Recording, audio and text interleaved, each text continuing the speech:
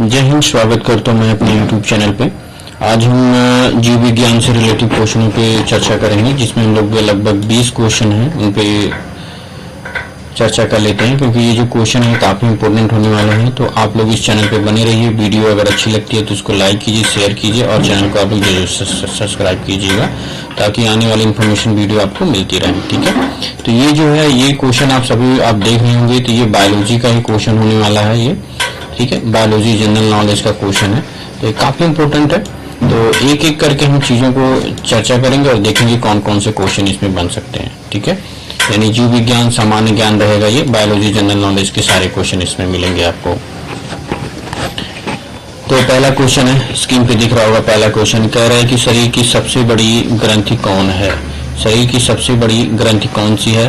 तो लार ग्रंथि है, थायराइड है, यकृत है या आमाशय है। ठीक है, तो इसका जो राइट आंसर हो जाएगा वो यकृत हो जाएगा, यानी आपका option number C is the right answer होगा। ठीक है, यकृत जो है शरीर की सबसे बड़ी ग्रंथि होती है।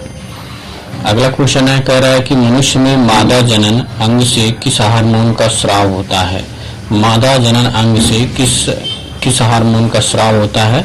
तो ऑप्शन में दिया है एस्ट्रोजन, प्रोजेस्टेरॉन या रिलैक्सन, या ये सभी कथन सत्य हैं। ठीक है, तो इसमें से कौन सा जो है हार्मोन जो है रिलीज होता है मादा जनन अंग से? तो ऑप्शन नंबर सी आपका राइट आंसर हो जाएगा, रिलैक्सिन। रिलैक्सिन जो है मादा जनन अंग से ये स्राव होता है। ठीक है, अगला क्वेश्चन है, कह रहा है मनुष्य में ऐच्छिक गतियों का नियंत्रण किसके द्वारा होता है।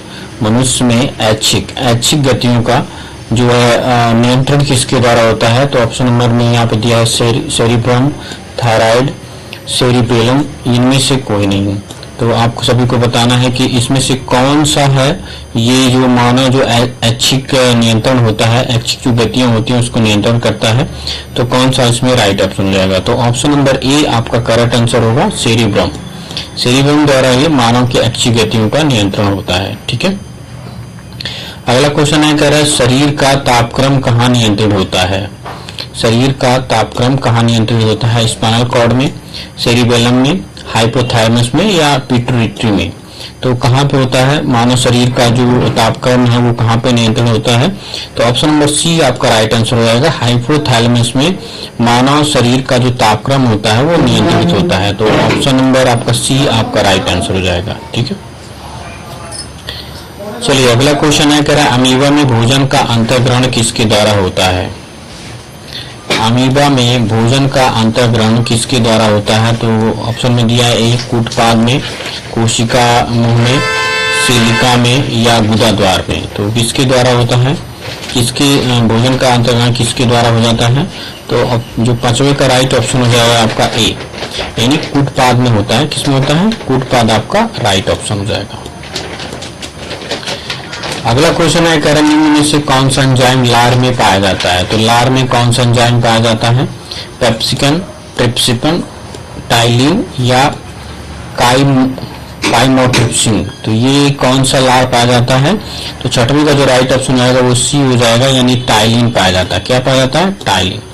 आप सभी को बता दूं ये जो जितने भी क्वेश्चन है ये बायोलॉजी के इंपॉर्टेंट क्वेश्चन है, और ये एनटीपीसी हो गया, ठीक है, या आपका एसएससी हो गया, हर किसी क्वेश्चन में ये पूछे जाते हैं सारे क्वेश्चन। ठीक है, सातवां क्वेश्चन है, कह रहा है प्रक्रिया जिसके द्वारा मनुष्य सांस ग्रहण करता है तथा छोड़ता है वह क्या कहलाता है। मनुष्य सांस ग्रहण करता है और छोड़ता है, उस क्रिया को हम लोग क्या कहते हैं? श्वसन कहते हैं, स्वच्छाश्वास कहते हैं, प्रश्वास कहते हैं या निश्वासन कहते हैं। तो किसके द्वारा हम कहते हैं? तो सातवें का जो राइट ऑप्शन जाएगा वो बी होगा, यानी स्वच्छाश्वास कहते हैं। तो ऑप्शन नंबर बी आपका राइट आंसर हो जाएगा, ये आपका करेक्ट आंसर होगा। ठीक है, आठवां क्वेश्चन है, कह रहा ऊर्जा उत्पादन के लिए कोशिका प्राय किसका उपयोग करती है। ऊर्जा उत्पादन के लिए कोशिका प्राय किसका उत्पादन करती है? कोशिका प्राय किसका उपयोग करती है? तो अमीनो अम्ल का, ग्लूकोज का, वसा अम्ल का या सुक्रोज का? तो किसका करती है? आठवें का जो राइट ऑप्शन है वो बी है, यानी ग्लूकोज का करती है। ठीक है, नौ क्वेश्चन है, कह रहा है किस अभिक्रिया द्वारा पौधों में ऑक्सीजन बाहरी वातावरण से कोशिकाओं में पहुंचता है। किस अभिक्रिया द्वारा ऑक्सीजन जो है बाहरी वातावरण से और जो है कोशिका में पहुंचता है, तो किण्वन द्वारा, विसरण द्वारा, दहन द्वारा या प्रकाश संश्लेषण द्वारा। तो ये किसके द्वारा होता है? तो इसका जो राइट ऑप्शन हो जाएगा वो बी होगा, विसरण द्वारा। इसके द्वारा, विसरण प्रक्रिया द्वारा ऑक्सीजन जो है कोशिकाओं में पहुंचती है। अगला क्वेश्चन है, कह रहे श्वसन की अभिक्रिया में खाद्य पदार्थों की परिणति क्या होती है? परिणति क्या होती है? तो ऑप्शन में दिया है विघटन, दहन, परिवर्तन या संश्लेषण। तो किसके द्वारा होता है? 10वें का जो राइट ऑप्शन रहेगा वो ए होगा, विघटन। विघटन इज द राइट ऑप्शन होगा आपका। अगला है, कह रहा खाद्य पदार्थों का पौधों में स्थानांतरण का मुख्य रूप क्या हो, कौन सा है? खाद्य पदार्थों का पौधों में स्थानांतरण का मुख्य रूप कौन सा है? तो कह रहा है ग्लूकोज, स्टार्च, सुक्रोज या प्रोटीन। तो ग्रामी का जो राइट ऑप्शन रहेगा वो सी हो जाएगा, यानी सुक्रोज होता है। क्या होता है? Sucrose is the right option होगा। अगला क्वेश्चन है, कह रहा है एक स्वस्थ मनुष्य का रक्तचाप होता है। एक स्वस्थ मनुष्य का रक्तचाप कितना होता है? रक्तचाप का मतलब बीपी। बीपी कितना होता है? एक स्वस्थ मनुष्य जो होता है उसका बीपी कितना होता है? तो ऑप्शन में दिया है 90 से 60, ठीक है, 120 से 80, 200 से 130 या 140 से 160। तो आप सभी का पता है, आप सभी ने ही अपना जो है बीपी नपवाया होगा किसी डॉक्टर के पास जाके। तो इसका जो राइट ऑप्शन होगा वो बी होगा, 120 से 180 होता है एक स्वस्थ मनुष्य का रक्तचाप। मतलब मिनिमम आपका 180 होगा, मैक्सिमम 120 होगा। 13वां क्वेश्चन है, कह रहा है मनुष्य के मस्तिष्क की सबसे बाहरी झिल्ली क्या होती है? मनुष्य की मस्तिष्क की सबसे बाहरी झिल्ली क्या होती है? तो ऑप्शन में दिया है पियामीटर, मीटर, ड्यूरामीटर या एरेक्वाइनॉइड। तो क्या होता है? 13वें का जो राइट ऑप्शन होगा वो कौन सा होगा? ऑप्शन नंबर सी आपका करेक्ट आंसर होगा, ड्यूरामीटर। क्या होगा? Dura mater is the correct answer होगा आपका। चलिए अगला क्वेश्चन है, मनुष्य के सूंघने की क्षमता को नियंत्रित करता है। मनुष्य के सूंघने की क्षमता को नियंत्रित कौन करता है? ऑप्टिक पाली, ध्रुवीय पाली, सेरिब्रम, इनमें से कोई नहीं। तो 14वें का जो करेक्ट आंसर होगा आपका बी होगा, यानी ध्रुवीय इंद्रिय जो होती है वो मस्तिष्क जो मानव के सूंघने की जो क्षमता होती है उसको नियंत्रित करती है। तो ऑप्शन नंबर बी आपका करेक्ट आंसर होगा। अगला क्वेश्चन है, कह रहा है मनुष्य में बुद्धि एवं चतुराई का केंद्र है। मनुष्य में बुद्धि और चतुराई का केंद्र कौन सा होता है? सेरिब्रेनम, हाइपोथैलेमस, सेरिब्रम या स्पाइनल कॉर्ड। तो जो बुद्धि का केंद्र होता है, चतुराई और बुद्धि का जो केंद्र होता है वो कौन सा होता है? ये आपका सेरिब्रम होता है। कौन सा होता है? सेरिब्रम। तो ऑप्शन नंबर सी आपका करेक्ट आंसर होगा। अगला क्वेश्चन है, 16वां क्वेश्चन है, कह रक्त में ग्लूकोज की मात्रा नियंत्रित करता है। ठीक है, कौन करता है? कह रहा है सोमैटोस्टैटिन के कारण, ग्लूकागन के कारण, गैस्ट्रिन के कारण या इंसुलिन के कारण। तो इंसुलिन के कारण क्या किया जाता है?